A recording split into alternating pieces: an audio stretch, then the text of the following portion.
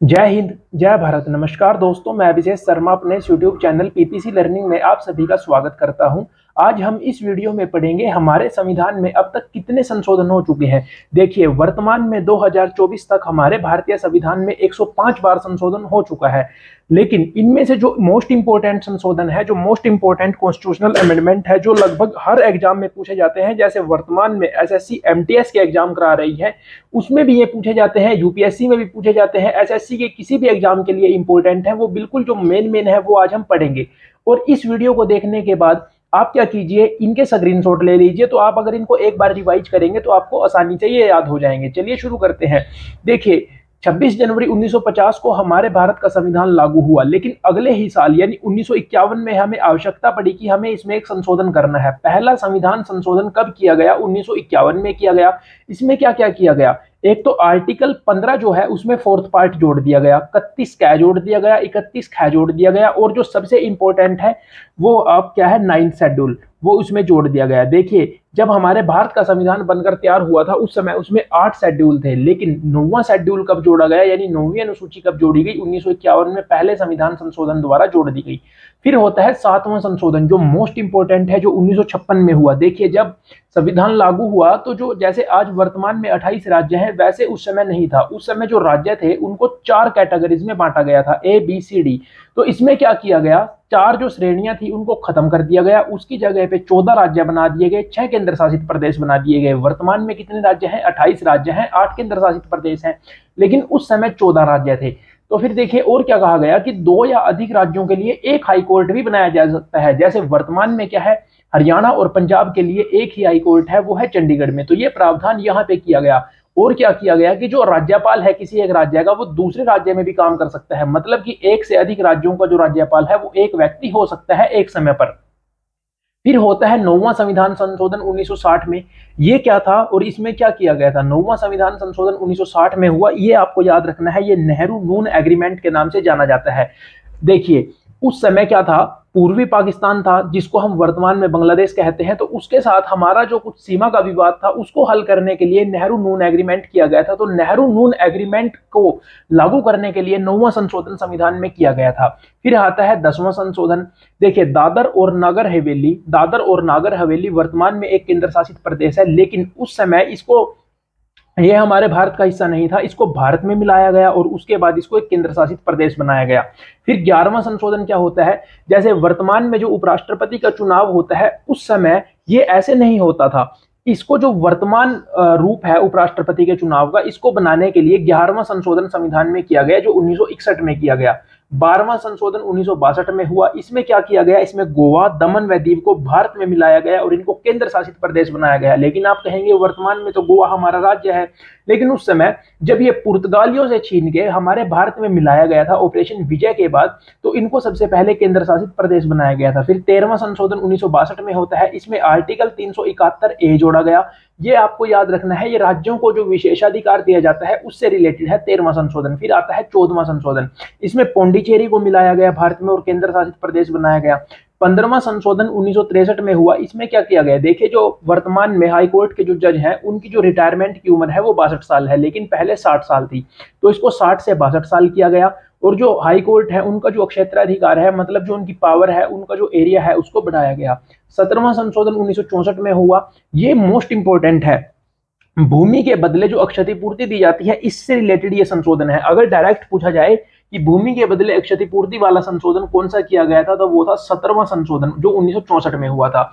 फिर 21वां संशोधन जो 1967 में हुआ। देखिए, 8वां जो शेड्यूल है उसमें क्या कहा है, उसमें जो भाषाएं हैं, 8वीं अनुसूची जो हमारे भारतीय संविधान की है उसमें वर्तमान में 22 भाषाएं हैं, लेकिन जब संविधान बनकर तैयार हुआ तो उसमें सिर्फ उस समय 14 भाषाएं थी। तो जो सिंधी है उसको 8वीं अनुसूची में जोड़ा गया 21वें संशोधन द्वारा 1967 में, और सिंधी को 15वीं भाषा बनाया गया। फिर 24वां संशोधन 1971 में होता है। इसमें आर्टिकल 368 में भी संशोधन किया गया, आर्टिकल 13 में भी संशोधन किया गया। 13 आर्टिकल क्या है, वो मूल अधिकारों के अंतर्गत आता है। आर्टिकल यानी जो संविधान का भाग 3 है उसके अंदर आता है आर्टिकल 13, और आर्टिकल आर्टिकल 368 क्या है? आर्टिकल 368 है जो संविधान में संशोधन होता है उसकी प्रक्रिया वहां पे बताई गई है। तो ये कहां से लिया गया है? जो भारत के संविधान में संशोधन की प्रक्रिया है ये कौन से देश से ली गई है ये भी आपको पता होना चाहिए। दक्षिण अफ्रीका से ली गई है। तो आर्टिकल 368 में भी संशोधन किया गया, आर्टिकल 13 में भी संशोधन किया गया।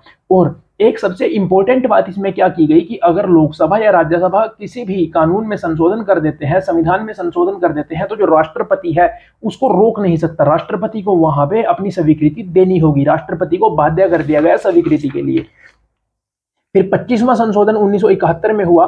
संपत्ति के जो मौलिक अधिकार हैं उनमें कटौती की गई। देखिए वर्तमान में जो 6 मूल अधिकार हैं, लेकिन इससे पहले जब हमारा भारत देश स्वतंत्र हुआ था और जब हमारे भारत देश का संविधान लागू हुआ था 26 जनवरी 1950 को 7 मूल अधिकार थे। तो इसमें क्या कहा गया 25वें संशोधन में कि जो आर्टिकल 39B या 39C जो है, अगर उनको लागू करना है और उनको लागू करते हुए 14 आर्टिकल 19 या 31 को कुछ भी हानि होती है तो कोई दिक्कत नहीं है। यानी सिंपल भाषा में आर्टिकल 39B और 39C को आर्टिकल 14, 19 और 31 पर वरीयता दे दी गई। 26वां संशोधन सबसे इंपॉर्टेंट, प्रीवी पर्स छीन लिया गया। प्रीवी पर्स क्या होता था कि जो राजे रजवाड़े थे जब उन्होंने अपने जो उनके क्षेत्र थे उनको भारत में विलय किया तो उसके बदले उनको पेंशन दी जाती थी जो एक बहुत बड़ी राशि होती थी। इंदिरा गांधी की सरकार में प्रीवी पर्स उनसे छीन लिया गया जो 26वें संशोधन 1971 द्वारा किया गया। सबसे इंपॉर्टेंट, अब तक हमने जितने संशोधन पढ़े उनमें एक तो 7th कॉन्स्टिट्यूशनल अमेंडमेंट और एक 26 कॉन्स्टिट्यूशनल अमेंडमेंट मोस्ट इंपॉर्टेंट है। फिर 35 जो है 35वां संशोधन। देखिए जो वर्तमान में सिक्किम है हमारे भारत देश का एक राज्य है, लेकिन पहले ये एक अलग देश था। तो सिक्किम को भारतीय संघ का एक संबद्ध राज्य बनाया गया, मतलब सह राज्य बनाया गया। और 36वें संशोधन में 1975 में जो हुआ, सिक्किम को भारत का एक पूर्ण राज्य बना दिया गया। तो 35वां और 36वां जो संशोधन है वो सिक्किम से रिलेटेड है। 42वां संशोधन सबसे इंपॉर्टेंट है, इमरजेंसी के दौरान आंतरिक आपातकाल के दौरान इसको किया गया था। इसको लघु संविधान की संज्ञा दी गई है क्योंकि इसमें जो हमारे भारत देश का संविधान है उसमें बहुत ज्यादा छेड़छाड़, उसमें बहुत ज्यादा परिवर्तन किया गया। देखिए रिटों में कटौती कर दी गई। मंत्री परिषद की सलाह मानने के लिए राष्ट्रपति को बाध्य कर दिया गया। न्यायिक समीक्षा में कटौती की गई। जो लोकसभा है उसका कार्यकाल बढ़ाया गया। लोकसभा के साथ विधानसभाओं का कार्यकाल बढ़ाया गया। इसमें बहुत से ऐसे चेंज किए गए थे, लेकिन जब कांग्रेस सरकार सत्ता है चली गई, आपातकाल हटाया गया, फिर जनता पार्टी की सरकार आई तो उसमें होता है 43वां संविधान संशोधन 1970। इसमें सुप्रीम कोर्ट और हाई कोर्ट को जो रिट क्षेत्राधिकार है वो दोबारा लौटा दिया गया। देखिए जनरली हम क्या करते हैं, हम 42वां और 44वां संशोधन याद रखते हैं, लेकिन जो 43वां है वो मोस्ट इंपोर्टेंट है, 1977 में हुआ था। इसमें सुप्रीम कोर्ट और हाई कोर्ट से जो रिट क्षेत्राधिकार छीन लिया गया था वो दोबारा फिर उनको दे दिया गया। और 44वां जो संशोधन है वो क्यों किया गया था, ताकि जो 42वें संशोधन द्वारा जो छेड़छाड़ की गई है उसको कम किया जा सके। देखिए इसमें सबसे इंपॉर्टेंट काम तो क्या किया गया कि जो संपत्ति का मौलिक अधिकार था उसको एक कानूनी अधिकार बना दिया गया। अब वो मौलिक अधिकार नहीं रहा और आर्टिकल 300 क्या के तहत वो एक कानूनी अधिकार बना दिया गया। ठीक है, आपातकाल संबंधित जो कुछ प्रावधान थे उनमें चेंज किया गया कि जैसे आपातकाल है उसमें बताया गया कि अगर आपातकाल लगना है तो बार बार परमिशन लेनी पड़ेगी। आपातकाल को अगर चालू रखना है तो 6 महीने में दोबारा फिर परमिशन लेनी पड़ेगी। अगर लोकसभा मतलब अगर आपातकाल लगाना है तो जो प्रधानमंत्री है या फिर मंत्री परिषद, प्रधानमंत्री अकेला नहीं लगा सकता, मंत्री परिषद एक लिखित सलाह देगी राष्ट्रपति को, उसके बाद आपातकाल लगाया जाएगा। ये सभी बातें, ताकि दोबारा फिर आपातकाल नहीं लगाया जा सके आंतरिक आधार पे, ये सभी के सभी बातें 1978 में की गई। फिर आता है जी 52वां संविधान संशोधन। ये सबसे इंपॉर्टेंट है, दल बदल कानून बनाया गया। और जो देखिए हमने देखा कि जो 9th शेड्यूल है वो पहले संविधान संशोधन द्वारा जोड़ा गया, लेकिन जो शेड्यूल 10 है वो दल बदल से संबंधित है। वो 52वें संविधान संशोधन 1985 द्वारा हमारे भारतीय संविधान में जोड़ दिया गया। केंद्र और राज्य स्तर पर यह लागू होता है। 61वां संविधान संशोधन जो हम और आप सभी से रिलेटेड है। पहले वोट देने की आयु 21 वर्ष होती थी, लेकिन उसको घटा के 18 वर्ष कर दिया गया, ताकि हमारे भारत देश के जो युवा हैं वो जल्दी से जल्दी इलेक्शन प्रक्रिया में भाग लें और अपने मुद्दों को उठाएं और उस आधार पर वोट डालें। ठीक है, फिर 69वां संशोधन होता है जी 1991। इसमें राष्ट्रीय राजधानी क्षेत्र दिल्ली के लिए यह किया गया। राष्ट्रीय राजधानी क्षेत्र दिल्ली को विशेष दर्जा दिया गया। दिल्ली के लिए 70 सीटों की एक विधानसभा बनाई गई है। सभी की सभी बातें इसमें की गई। 69th कॉन्स्टिट्यूशनल अमेंडमेंट जो 1991 में हुआ। फिर आता है जी 71st कॉन्स्टिट्यूशनल अमेंडमेंट जो 1992 में हुआ। इसमें 8वीं अनुसूची में देखिए हमने देखा था कि 21वें संविधान संशोधन द्वारा उसमें सिंधी को 15वीं भाषा के तौर पे जोड़ा गया, लेकिन अब 3 भाषाएं और जोड़ दी गई, नेपाली, मणिपुरी, कोंकणी। तो यहाँ तक 18 भाषाएं हो जाती हैं और उसके बाद एक और संशोधन होता है जिसमें 4 भाषाएं फिर जोड़ दी जाती हैं। तो अब देखते हैं हम आगे, इससे आगे कौन सा संविधान संशोधन मोस्ट इंपोर्टेंट है। अब तो है 73rd मोस्ट इंपोर्टेंट है, पंचायतों को संवैधानिक दर्जा दिया गया जो 1992 में हुआ। 74th भी 1992 में हुआ, इसमें शहरी स्थानीय निकाय यानी जैसे नगर निगम होते हैं इनको संवैधानिक दर्जा प्रदान किया गया। फिर आता है 86th कॉन्स्टिट्यूशनल अमेंडमेंट। देखिए, अगर आपसे कोई क्वेश्चन पूछे कि मौलिक कर्तव्य जो हैं वो कौन से संविधान संशोधन द्वारा भारतीय संविधान में जोड़े गए, तो वो जोड़े गए 42nd कॉन्स्टिट्यूशनल अमेंडमेंट द्वारा। उस समय 10 जोड़े गए थे, लेकिन इसमें 11वें मौलिक कर्तव्यों को जोड़ दिया गया और आर्टिकल 21A के तहत जो शिक्षा है उसको मौलिक अधिकार बना दिया गया। ठीक है। फिर आता है 87वां संविधान संशोधन 2003 में हुआ।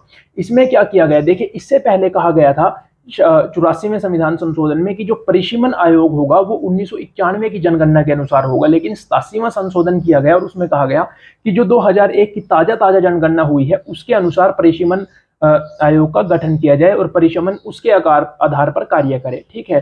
फिर आता है 99th कॉन्स्टिट्यूशनल अमेंडमेंट। अब तो आपको सारे ही पढ़ने हैं, 99 से 105 तक तो कोई सा भी पूछा जा सकता है, ये तो इंपॉर्टेंट है और आसान भी है।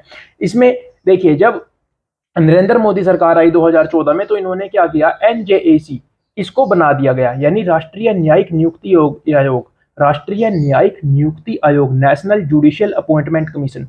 तो ये बना दिया गया, 99वां संशोधन किया गया, लेकिन सुप्रीम कोर्ट ने बाद में इसको रद्द कर दिया। ठीक है। फिर आता है 100वां संशोधन। इसमें बांग्लादेश के साथ भूमि से संबंधित जो विवाद था उसको हल किया गया, हमने उनसे कुछ भूमि ली और उनको कुछ भूमि दी, तो ये 100वें संशोधन द्वारा किया गया। 101वें संशोधन द्वारा GST goods and service tax को जोड़ा गया। GST काउंसिल को आर्टिकल 279A के तहत जोड़ा गया संविधान में। फिर आता है 102वां संविधान संशोधन। इसमें जो राष्ट्रीय पिछड़ा वर्ग आयोग है NCBC, इसको संवैधानिक दर्जा दिया गया। इससे पहले NCSC और NCST को संवैधानिक दर्जा दिया गया था, लेकिन अब NCBC को भी 2018 में संवैधानिक दर्जा दे दिया गया। फिर आता है 103वां संशोधन। इसमें EWS यानी इकोनॉमिकल वीकर सेक्शन को 10% आरक्षण की जो सुविधा है वो दे दी गई। 104 में संविधान संशोधन 2020 द्वारा जो एंग्लो इंडियन है उनको देखिए, लोकसभा में क्या था, 545 सीटें थी। 545 में से 543 सीटें अलग थी और 2 सीटें अलग थी। 2 सीटें अलग क्यों थी, वो एंग्लो इंडियन के लिए होती थी। लेकिन अब कहा गया कि इनको आरक्षण की आवश्यकता नहीं है और ये जो 2 सीटें एंग्लो इंडियन के लिए रिजर्व थी इसको खत्म कर दिया गया। ऐसे ही प्रत्येक विधानसभा में 1 सीट होती थी एंग्लो इंडियन के लिए रिजर्व, वो भी खत्म कर दी गई। तो 105वां संशोधन 2021 में हुआ। इसमें क्या कहा गया कि जो राज्य हैं और जो केंद्र शासित प्रदेश हैं, जैसे दिल्ली हो गया, चंडीगढ़ हो गया, या फिर जैसे पौंडीचेरी हो गया, जम्मू कश्मीर हो गया, ये भी सामाजिक और शैक्षिक रूप से जो पिछड़े वर्ग इनके राज्य में रहते हैं उनकी अपनी सूची तैयार कर सकते हैं। जरूरी नहीं है कि वो सूची केंद्र सरकार की सूची से मिलती जुलती हो, वो सूची अलग भी हो सकती है, क्योंकि प्रत्येक राज्य में अलग अलग रिक्वायरमेंट्स है, तो ये भी अपनी सूची तैयार कर सकते हैं। ये कहा गया है जी 105वें संविधान संशोधन 2021 में। तो अब आप एक बार इनका स्क्रीनशॉट ले लीजिए और एक बार सिर्फ इनको रिवाइज कर लीजिए, आपका कोई भी क्वेश्चन गलत नहीं होगा। थैंक यू, मिलते हैं अगली वीडियो में।